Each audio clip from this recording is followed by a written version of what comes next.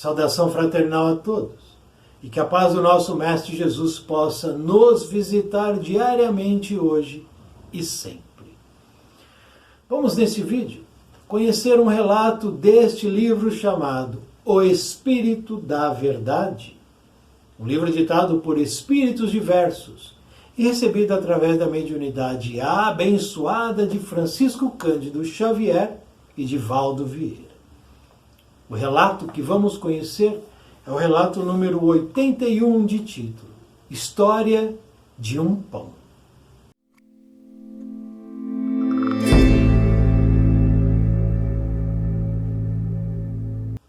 Quando Barsabás, o tirano, demandou o reino da morte, buscou debalde reintegrar-se no grande palácio que lhe servira de residência.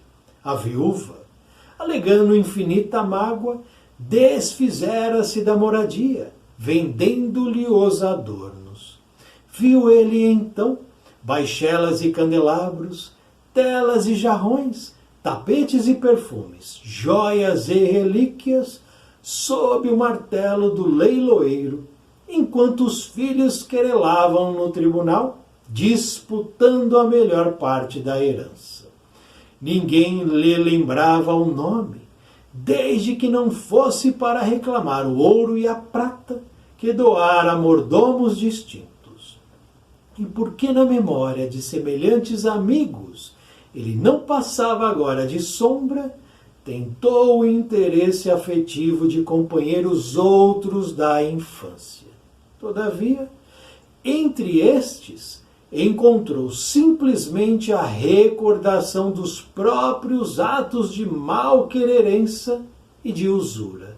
Barsabás entregou-se então às lágrimas, de tal modo que a sombra lhe embargou por fim a visão, arrojando-o nas trevas. Vagueou por muito tempo no nevoeiro, entre vozes acusadoras, até que um dia aprendeu a pedir na oração. E como se a rogativa lhe servisse de bússola, embora caminhasse às escuras, eis que de súbito se lhe extingue a cegueira e ele vê, diante de seus passos, um santuário sublime faiscante de luzes. Milhões de estrelas e pétalas fulgurantes povoavam-no em todas as direções. Barsabás, sem perceber, alcançara a casa das preces de louvor, nas faixas inferiores do firmamento. Não obstante deslumbrado, chorou, impulsivo, ante o ministro espiritual que velava no pórtico. E após ouvi-lo generoso, o funcionário angélico falou sereno. Barsabás, cada fragmento luminoso que contemplas é uma prece de gratidão que subiu da terra. Ai de mim, soluçou o desventurado, eu jamais fiz o bem. Em verdade, prosseguiu o informante, trazes contigo em grandes sinais o pranto e o sangue dos doentes e das viúvas, dos velhinhos e órfãos indefesos que despojaste nos teus dias de invigilância e de crueldade. Entretanto, tens aqui em teu critério uma oração de louvor. E apontou-lhe a acanhada estrela que brilhava à feição de pequeno disco solar. Há 32 anos, disse ainda o instrutor, deste um pão a uma criança, e essa criança te agradeceu em prece ao Senhor da vida. E chorando de alegria, consultando velhas lembranças, Barsabás perguntou, Jonaquim, o enjeitado? Sim, ele mesmo, confirmou o missionário divino. Segue a claridade do pão que deste um dia, por amor, e livrar-te-ás em definitivo do sofrimento nas trevas. E Barsabás acompanhou o tênue raio do tênue fulgor que se desprendia daquela gota estelar, mas ao invés de elevar-se às alturas, encontrou-se numa carpintaria humilde da própria terra. Um homem calejado aí refletia, manobrando a enxó em pesado lenho. Era Jonaquim, aos 40 anos de idade. Como se estivessem os dois identificados no doce fio de luz, Barsabás abraçou-se a ele, qual viajante abatido, de volta ao calor do lar. Decorrido um ano, Jonaquim, o carpinteiro, ostentava, sorridente nos braços, mais um filhinho, cujos louros cabelos emolduravam belos olhos azuis. Com a bênção de um pão dado a um menino triste, por espírito de amor puro, conquistara Barsabás, nas leis eternas, o prêmio de renascer para redimir-se, irmão X.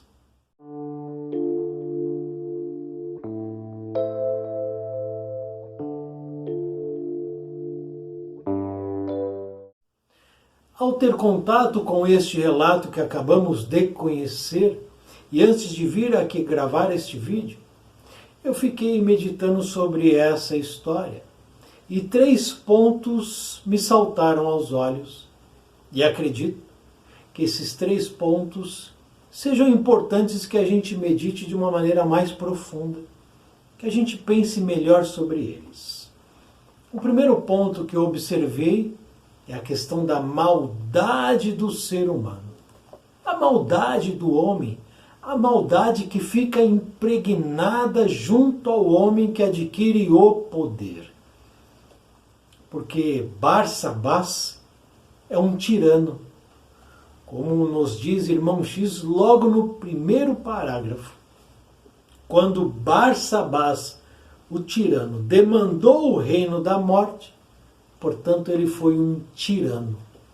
Foi um homem mau, um homem perverso. Por quê? Vejamos no dicionário o que significa essa palavra, tirano.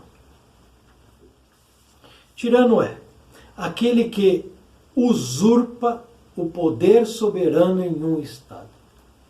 O que é usurpar? É tomar a força, é usar a violência.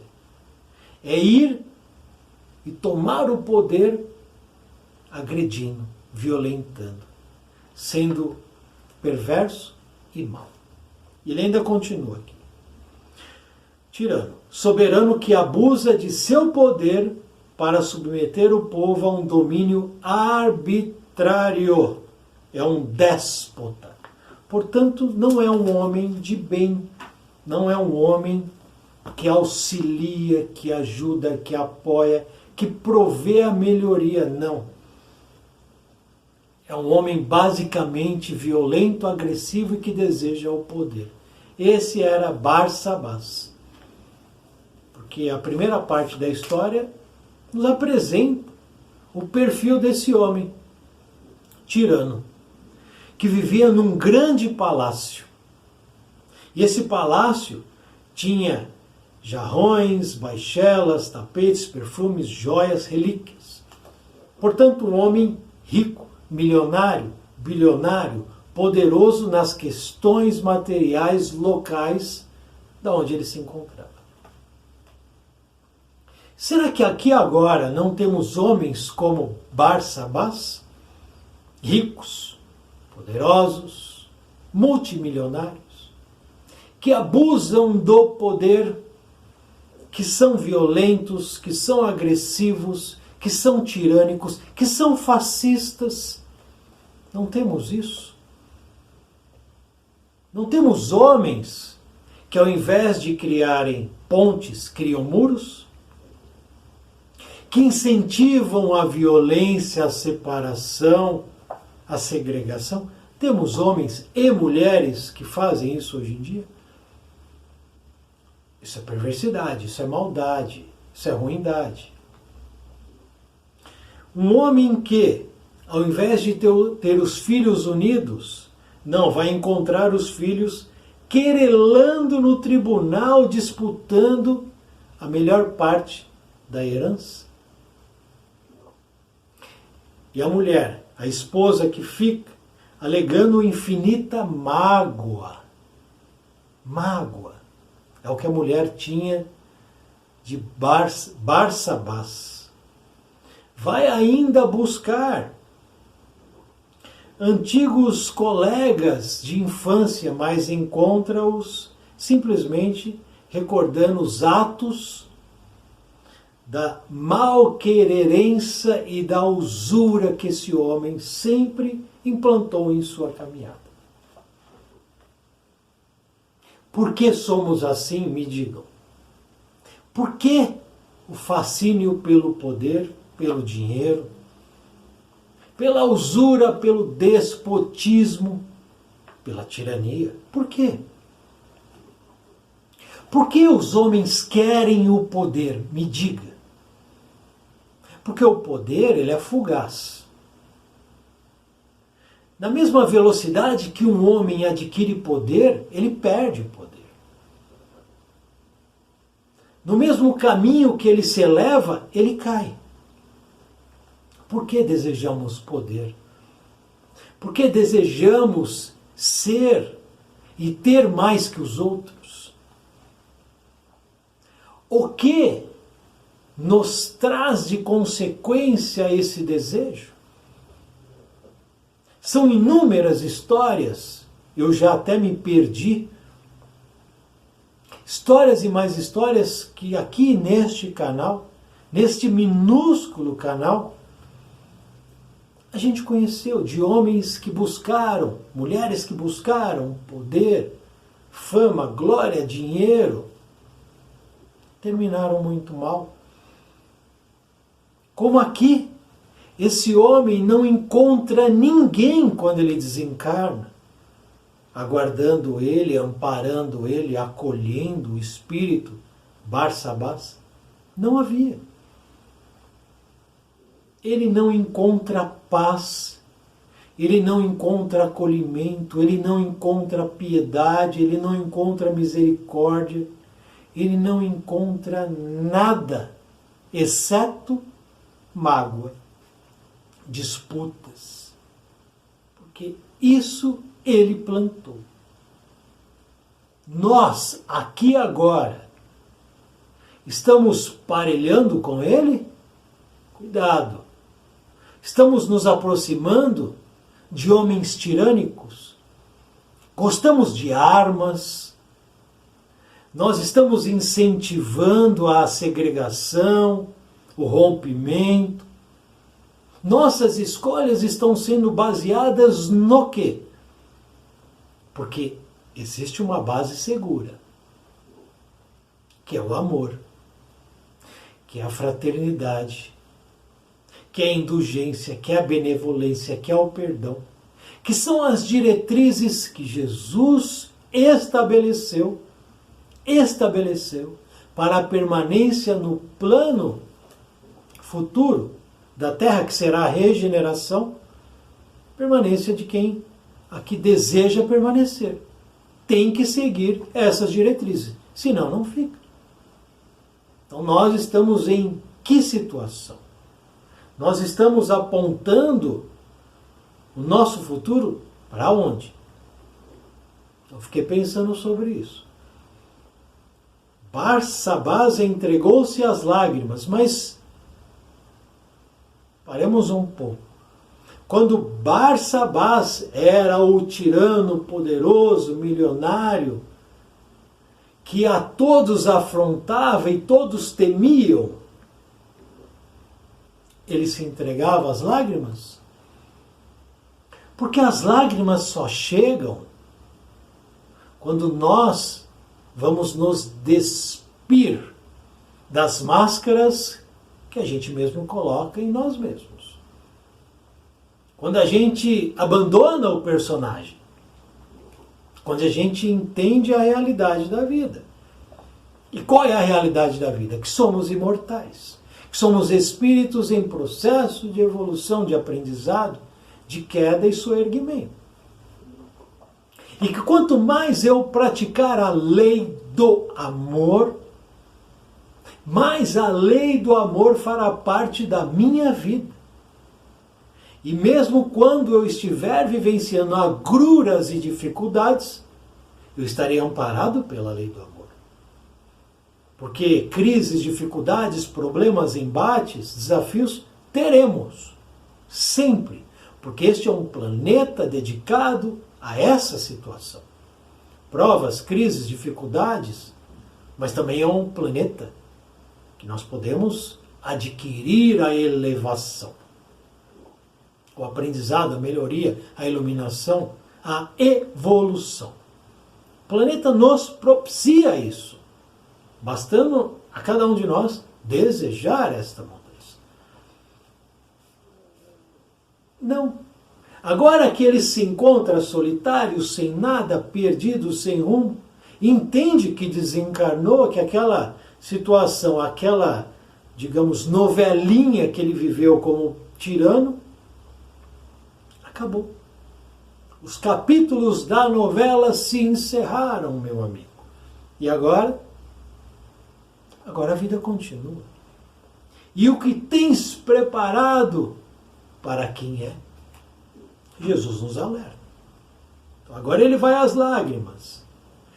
A sombra embarga-lhe a visão, arrojando-o nas trevas. Vai perambular no umbral. Já estudamos bastante o umbral aqui. Conhecemos muitas questões destas regiões. Fica lá. Porque ele não plantou nada, exceto a tirania. Quem planta vento, colhe tempestade. Aqui. Vagueou por muito no nevoeiro, é claro. Por que ele vagueia no nevoeiro? Porque ele merecia a luz? Barsabás merecia a luz? Não, porque não trabalhou para a luz. Então, não merece a luz. Vai para o nevoeiro. Entre vozes acusadoras. Por que acusadoras? Porque a entidade que cuida da casa das preces do louvor diz: você, meu amigo, traz grandes sinais, traz grandes erros. Nas tuas costas estão o pranto e o sangue de doentes, viúvas, velhos e órfãos indefesos que despojastes. É assim. A tirania é assim, o fascismo é assim. Tira ele de lá. Mas ele vai para onde? Não importa, não é problema meu. E assim, esses sistemas tirânicos ainda seguem hoje em dia. Sangues e prantos espalhados mundo afora. Porque os déspotas, os tiranos, os anticristos ainda estão por aí. E quem é o anticristo? É aquele que faz de tudo ao contrário do Cristo. Cristo pediu para amar o inimigo, ele odeia o inimigo. O Cristo pediu para perdoar, ele não perdoa, ele acusa. Então é o anticristo. E o que não falta é anticristo. Então aqui, Barsabás tem essa colheita a ser feita. Então esse é o primeiro tema que eu fiquei pensando. Examinando a minha vida, pensando em mim. Cuidado. Digo para mim, cuidado. Porque o mal, ele vai se infiltrando sem que a gente perceba. E quando a gente nota, a gente já está contaminado. A gente já está contaminado pelo mal. Porque ele não entra pela porta fazendo barulho. Ele vai pela fresta. Ele vai por debaixo da porta. Então ele vai na pequena atitude no pequeno egoísmo, na pequena soberba. Então ele vai infiltrando, ele vai contaminando, ele vai minando ali toda a vigilância e ai, se não tomar cuidado. Pensemos. E aí o segundo ponto é a caridade. Porque, de maneira talvez sem perceber muito, sem pensar muito, Barsabás praticou a verdadeira caridade. Notemos a importância de um ato caridoso. Um ato caridoso muda muita coisa. E aqui ele tem a favor dele um ato caridoso, uma ação caridosa, mas a verdadeira caridade, aquela que é a caridade que não visa lucro, não visa retorno, não visa. É a caridade da mão direita, porque a mão esquerda não sabe o que a direita fez. Ninguém sabia que certo dia Barsabás se condoeu da condição de Jonaquim, o enjeitado, a criança que estava ali passando fome, que era simplesmente rejeitada por todos. Mas esse homem, o tirano, oferece a essa criança, que não era nada para ele. Jonaquim, para Barsabás, não era nada. Um enjeitado, um abandonado, um nada. Mas ele doa a caridade de um pão, para aquela criança, em um momento. Talvez aquele pão tenha salvo a vida de Jonaquim. Talvez, se Jonaquim não tivesse comido um pão, ele pudesse vir a desencarnar. Ou talvez, ter recebido um pão do tirano Barsabás tenha sido para Jonaquim algo inesquecível. Não sabemos, mas estamos aqui especulando. O fato é que aconteceu. A caridade foi efetivada. E essa caridade mudou tudo. Mudou tudo. Lembremos, porque é muito bonito e precisamos ter coisas como essa em nossas vidas. Exemplos como esses diariamente em nossas vidas. Há 32 anos, portanto, Jonaquim tinha 8 anos.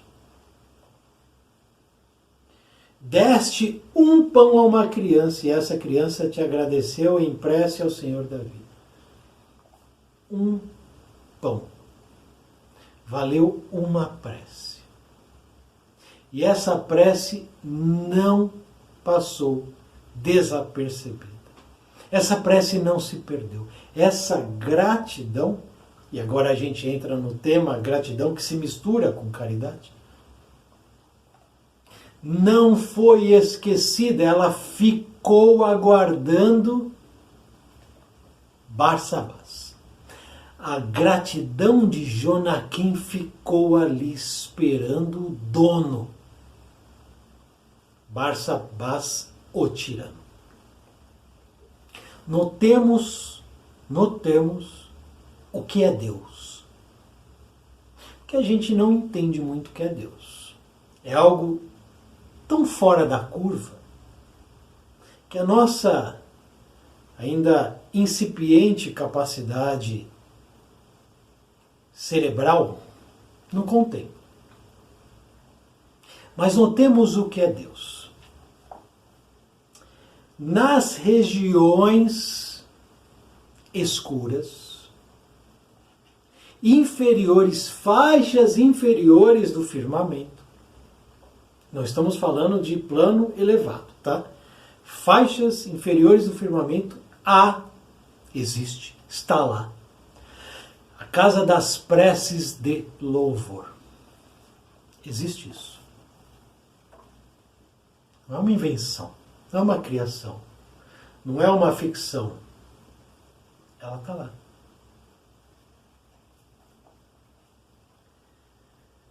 Um santuário sublime faiscante de luzes, milhões de estrelas e pétalas fulgurantes povoavam-na em todas as direções.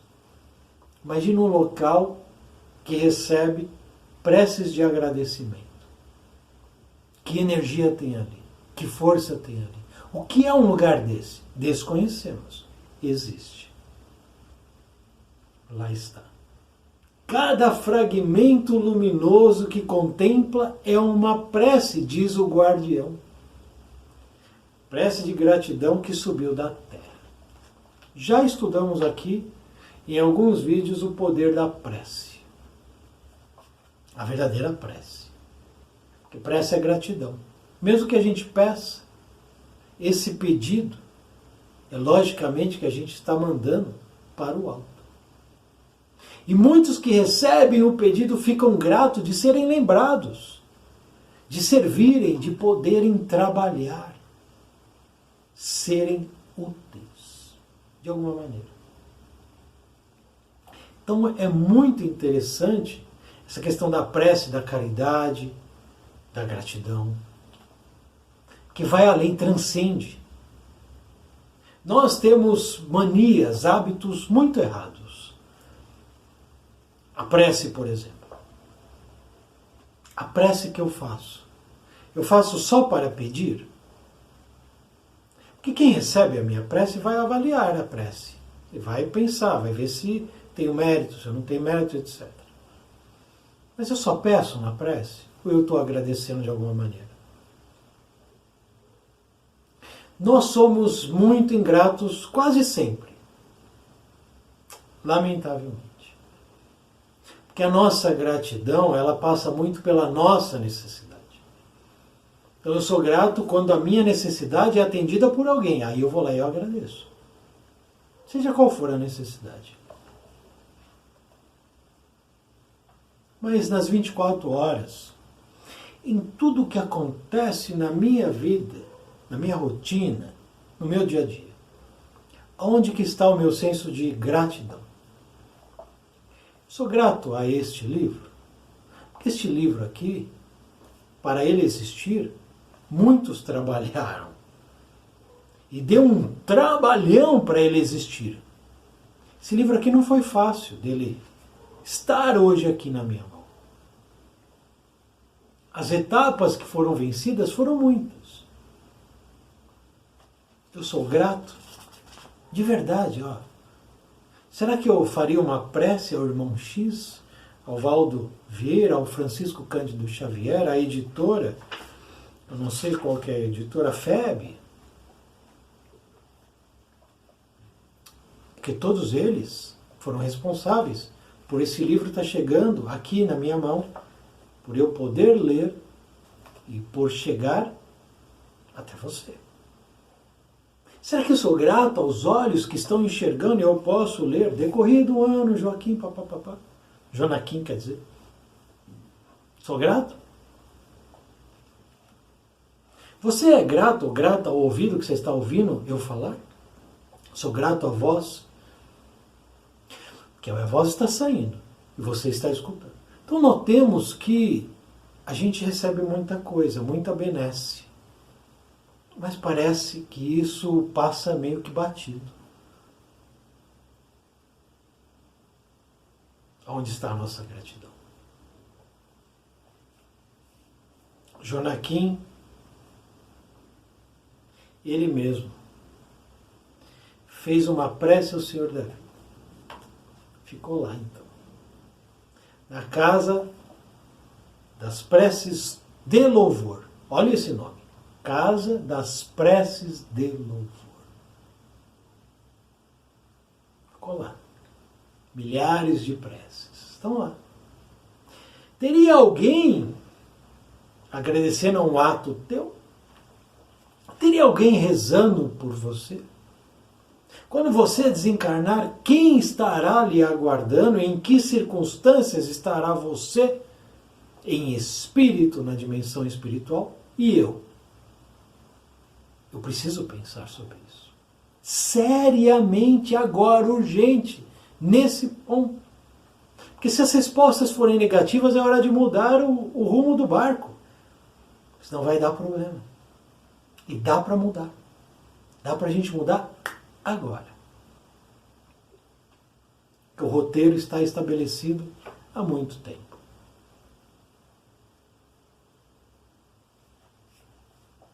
Ele então diz para...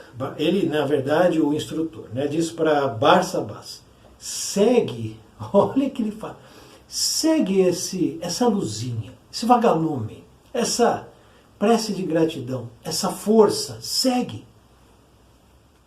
Segue. Você vê onde vai te levar. Que você sai dessa escuridão. Porque é escolha, tá? É escolha. Permanecer na escuridão ou buscar a luz é escolha. É escolha.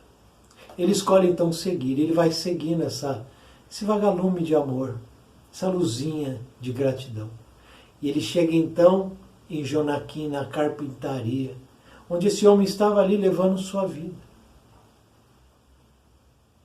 Eles sentem, há ali um sentimento que une esses dois espíritos.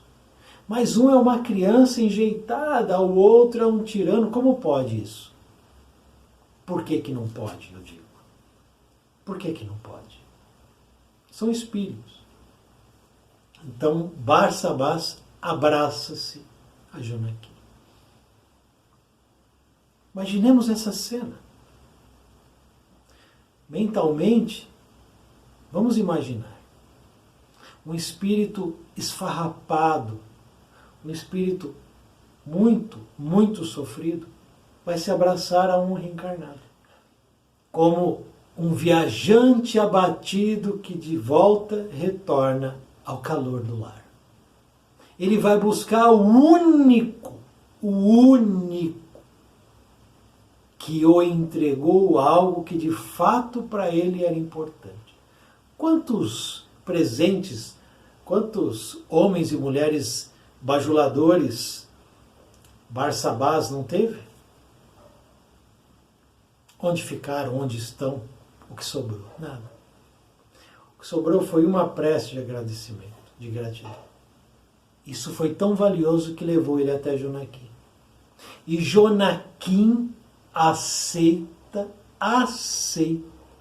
ser pai de Barsabás. O antigo tirano volta como filho de carpinteiro. Mas junto a um coração que o aceita. Isso é caridade. Jonaquim aceitar Barsabás como filho, ser pai de Barsabás, é caridade.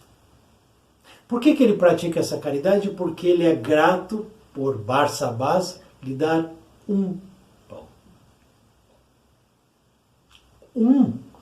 Um pão.